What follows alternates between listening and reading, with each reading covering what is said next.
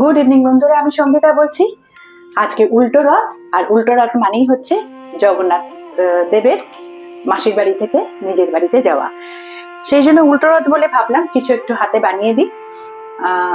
নাড়ু আমার তৈরি করা হয়ে গেছে, নাড়ুটা আপনাদেরকে দেখালাম না, নাড়ু তৈরি করাটা। আর এটা করব হচ্ছে রসবড়া। আসলে আমার আজকে একটু দেরিও হয়ে গেছে, সেই জন্য তাড়াহুড়ো করছি।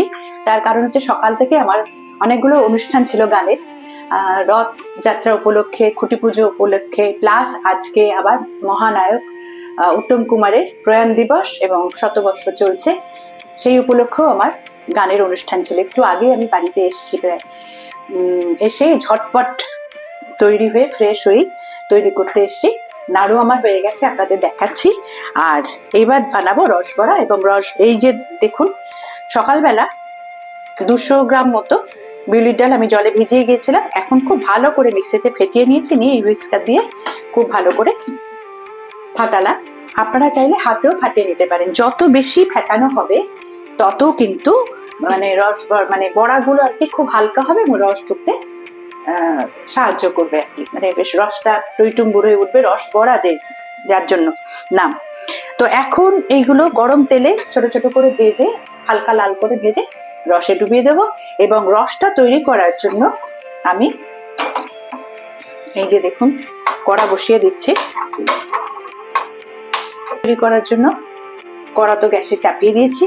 এই দেখুন 1 বাটি চিনি আমি দিয়ে দিলাম, এবং ঠিক এই বাটিরই 1.5 বাটি জল আমি এর মধ্যে দেব।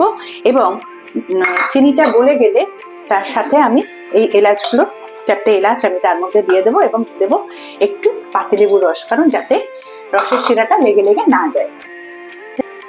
চিনি রসটা হতে হতে এই যে তেল দিয়ে দিয়েছি কড়ায় তেল গরম হয়ে গেছে। আমি ছোট ছোট করে এরকম বড়ার আকারে দিতে থাকি।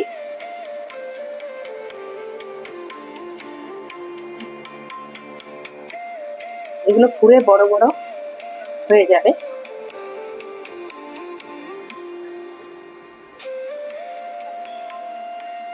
এই যে দেখুন বন্ধুরা, চিনি গলে গেছে, আমি এলাচগুলো দিয়ে দিচ্ছি আর একটুখানি রস দিয়ে দিলাম।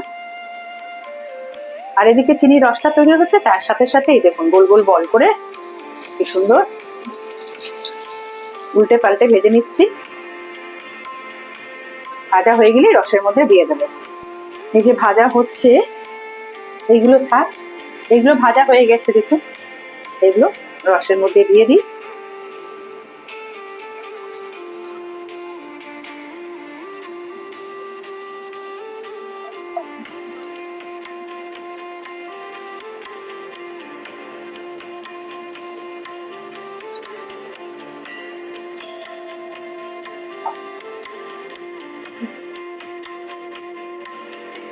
বন্ধুরা এই যে তৈরি করে দিলাম তাড়াতাড়ি করে যতটা সম্ভব হলো। এই যে রসবড়া, এই যে নাড়ু, আর সঙ্গে পাঁপড় ভাজা, এই বাবাকে নিবেদন করলাম।